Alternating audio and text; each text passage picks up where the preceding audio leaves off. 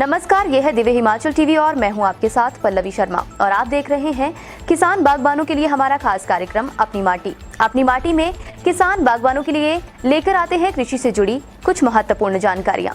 तो बने रहिए कार्यक्रम के अंत तक। अज्ञात बीमारी के कारण झड़ रहे अखरोट, पकने से पहले दरख्तों के नीचे लग रहे फसल के ढेर। मनाली में मिलेगा मछली का स्वाद, 22 से 24 जुलाई तक सजेगा नेशनल फिश फेस्टिवल। शिमला की मंडियों में मोटी डंडी नाशपाती की बादशाहत सेब लुढ़का। जनजातीय क्षेत्र भरमौर में अखरोट की फसल अज्ञात बीमारी की जद में आ गई। इसके चलते पेड़ों से अखरोट झड़ रहे हैं और नीचे ढेर लगने शुरू हो गए हैं। बड़े पैमाने पर पेड़ों से झड़ रही अखरोट की फसल ने ग्रामीणों को भी सकते में डाल दिया है। बता दें कि भरमौर क्षेत्र में अखरोट की फसल ग्रामीणों की आर्थिकी का एक बड़ा जरिया है। खासकर क्षेत्र की होली घाटी में बड़े पैमाने पर अखरोट का उत्पादन होता है। उधर अब अखरोट की फसल भी बीमारी की चपेट में आने से ग्रामीणों की चिंताएं बढ़ गई हैं। इधर कृषि वैज्ञानिक मानते हैं कि इस वर्ष ड्राई स्पेल लंबा चले जाने के कारण कहीं न कहीं अखरोट की फसल पर इसका असर देखने को मिला है। वहीं वैज्ञानिक अखरोट के झड़ने के पीछे की वजह वॉलनट बीवल बीमारी भी बता रहे हैं। नमस्कार, मैं डॉक्टर के सिंह ठाकुर, वैज्ञानिक कृषि विज्ञान केंद्र चंबा। आज हम बात करेंगे अखरोट को लेकर। खासकर अभी कुछ समय से खासकर जो होली का क्षेत्र है और भरमौर का क्षेत्र है, वहाँ पे देखने को मिला है कि जो वीवल वॉलनट, जिसको वीवल कहते हैं कीड़ा, उसका प्रकोप ज़्यादा देखने को मिल रहा है और साथ में ब्लॉच और धब्बे वाला रोग जिसको कहते हैं वो भी वहाँ पे देखने को मिल रहा है। हम सभी जानते हैं कि अखरोट की जो बागवानी है वो ठंडे क्षेत्रों में, जिसकी ऊंचाई समुद्र तल से 1200 से लेकर और 2200 मीटर तक रहती है, उन क्षेत्रों में इसकी बागवानी जो है वो सफलतापूर्वक की जा सकती है।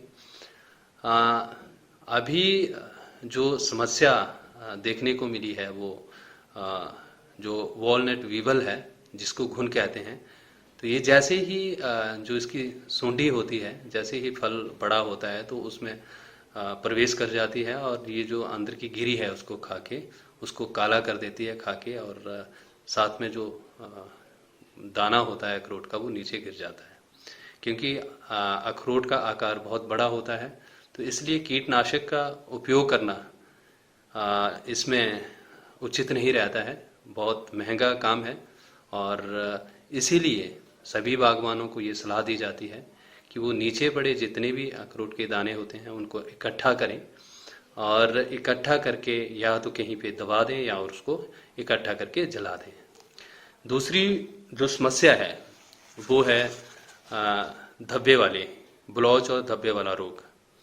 पत्तों में जो धब्बे हैं वो पड़ जाते हैं और फलों में भी मृत जैसे धब्बे जो हैं वो उत्पन्न हो जाते हैं। तो ऐसी परिस्थिति में बागवान जो है वो जैसे ही पत्ती जो है वो खुलने शुरू होती है उस टाइम बोर्डो मिक्सचर का जो है स्प्रे वो कर सकते हैं, और उसके बाद 2 सप्ताह के बाद एक और स्प्रे, और जब पूरी तरह से पत्ते खुल जाते हैं तो उस परिस्थिति में एक स्प्रे करने पे इस जो बीमारी है इससे किसान, हमारे बागवान जो हैं वो निजात पा सकते हैं। धन्यवाद। मत्स्य पालन विभाग 22 से 24 जुलाई तक national fisheries development board Hyderabad के सहयोग से पर्यटक नगरी मनाली के माल रोड पर नेशनल फिश फेस्टिवल का आयोजन कर रहा है। इसका शुभारंभ 22 जुलाई को प्रदेश के पंचायती राज, कृषि एवं मत्स्य पालन मंत्री वीरेंद्र कंवर करेंगे। फेस्टिवल में सजाए गए स्टॉलों में ट्राउट के अलग अलग तरह के व्यंजन उपलब्ध रहेंगे और खास बात ये है कि यह व्यंजन पर्यटकों को आधी कीमत पर उपलब्ध करवाए जाएंगे। जानकारी देते हुए मत्स्य विभाग के निदेशक सतपाल मेहता ने कहा, फेस्टिवल में सजाए जाने वाले स्टॉल्स मत्स्य पालकों को उपलब्ध करवाए जाएंगे ताकि वह अलग प्रकार के व्यंजन तैयार करके पर्यटकों को परोस सकें। फिश फेस्टिवल जो है वो अभी हम मत्स्य पालन विभाग जो है वो NFDB national fisheries development board के सहयोग से जो है वो हम मनाली में 22 जुलाई से लेकर के 24 जुलाई तक जो है वो उसको ऑर्गेनाइज करने जा रहे हैं, और वो हम माल रोड में जो है वो वहाँ पे ऑर्गेनाइज करेंगे।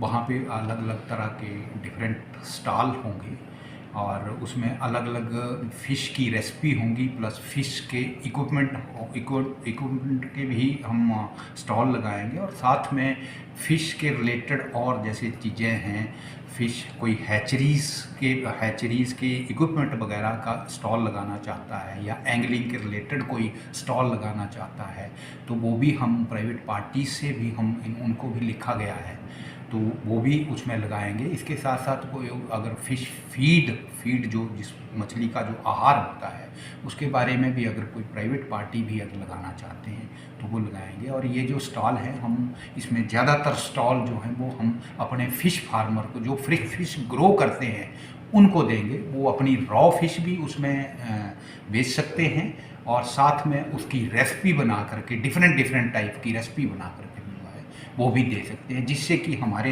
आने वाले समय में जो है वो इस ट्राउट पालन को और बढ़ावा मिले और हमारी जो यहाँ की हिमाचल प्रदेश में जो है वो ट्राउट को बढ़ावे के साथ साथ लोगों को जो है इनकम का अच्छा जो है सोर्स मिल सके। जिला की पराला व भट्टा कुफर मंडी में सेब और नाशपाती की एंट्री हो चुकी है। सेब की टाइडमैन किस्म मंडियों में पहुंच गई है, तो वहीं नाशपाती की मोटी डंडी किस्म मंडियों में धमाल मचा रही है। टाइडमैन सेब के मुकाबले नाशपाती को ज्यादा रेट मिल रहा है। टाइडमैन सेब को 1000 से लेकर 1500 रुपए तक का दाम मिल रहा है, तो नाशपाती की एक पेटी 1500 रुपए से 2000 रुपए तक बिक रही है। तो आइए बिल्कुल यहाँ पर हम बात करेंगे, क्योंकि लगातार आड़ती जो हैं बोलियां लगाते जा रहे हैं। अनूप जी, जो पहला सवाल आपसे करना चाहेंगे, फिलहाल अभी कौन कौन सी वैरायटीज पहुँच चुकी है, किन दामों में बिक रही है? मार्केट में अभी जो है नाशपाती चली है, मोटी डंडी हाफ रेड, और उसके साथ जो है रेड वाटलेट चली है मार्केट में, और टाइडमैन भारी मात्रा में मंडी में आ रहा है। तो कौन कौन से दामों में बिक रहा है ये जरूर जानना चाहेंगे। देखिए, टाइडमैन का जो आज बाजार में काफी उछाल रहा है, 1700 तक यहाँ पर टाइडमैन का रेट लगा है। और पियर जो आई थी चौपाल और कोटखाई के क्षेत्रों से जो आई थी वो 2500-2400 का बाजार मार्केट में, हमारी मार्केट में AFC में रहा है। और बाकी सेंटर रोजा है, रेड ब्यूट है, तरह की वैरायटियां मार्केट में आ रही है। लोग माल ले रहे हैं, व्यापारी बहुत हैं, बहुत उत्साह है व्यापारियों में। ठीक है, अभी फिलहाल क्योंकि सीजन की शुरुआत ही है और इस बार अनुमान ये लगाया जा रहा है विभाग की ओर से भी कि ये सीजन काफी बम्पर रहने वाला है, आपको क्या लग रहा है? देखिए मैडम, हम तो आज आखिरी जो है हमारा शुक्रवार है, यहाँ पर हमारा लास्ट डे है यहाँ व्यापार करने का। इसके बाद हमारा कल यहाँ मंडी बंद रहेगी, संडे को हमारी पराला मंडी में ओपनिंग है, हम पराला मंडी शिफ्ट कर रहे हैं। लेकिन किसान भाई और बागवान भाइयों को जो है हम पराला के लिए आने के लिए आग्रह करेंगे, अच्छा रेट देंगे। बढ़िया व्यापारी है, बहुत सारे व्यापार में उछाल है, इम्पोर्टेड आर्डर बंद हो गया है, जिस प्रकार उछाल मार्केट में है। आप देख रहे हैं कि बाहर के देशों से जो सेब भारत में आ रहा था वो लगभग धीरे धीरे बंद हो रहा है। अभी फिलहाल स्टोन फ्रूट की भी अगर बात करें, कौन कौन सी वैरायटीज पहुंच चुकी है, सबसे अच्छे दामों में कौन सा फल बिक रहा है? देखिए, अभी ब्लैक अम्बर बिक रहा है, 4 किलो का डब्बा, जिसमें 3.5 किलो माल आता है, 250 तक मेरी मार्केट में बिका है। बाकी प्लम का भी बाजार लगना है। अभी सेंटर जो कुल्लू से, राजस्थान वैली से मेरे पास आया, अभी वो बेचा नहीं है। माल काफी ज्यादा है, लगभग 4 बजे तक समय लगेगा माल बेचने में। और लगातार आपके सामने, आपके चैनल के सामने हम माल बेच रहे हैं, बिक रहा है, माल व्यापारी ले रहे हैं। भारतवर्ष के विभिन्न मंडियों से व्यापारी आए हैं, माल ले रहे हैं, लोगों में उत्साह है। देखो क्या है, अभी आगे क्या होता है देखते हैं। आपको क्या लग रहा है, कितना फायदा इस बार किसान बागवानों को पहुँचने वाला है? देखिए, अभी तक तो पूरी मार्केट स्टेबल है। आगे जिस तरह की पैकिंग, जिस तरह की लोगों द्वारा मार्केट में माल जो है दर के हिसाब से, पैकिंग के हिसाब से लाया जाएगा, उस प्रकार से कोशिश करेंगे कि इनको अच्छा बाजार मिले, अच्छा भाव मिले।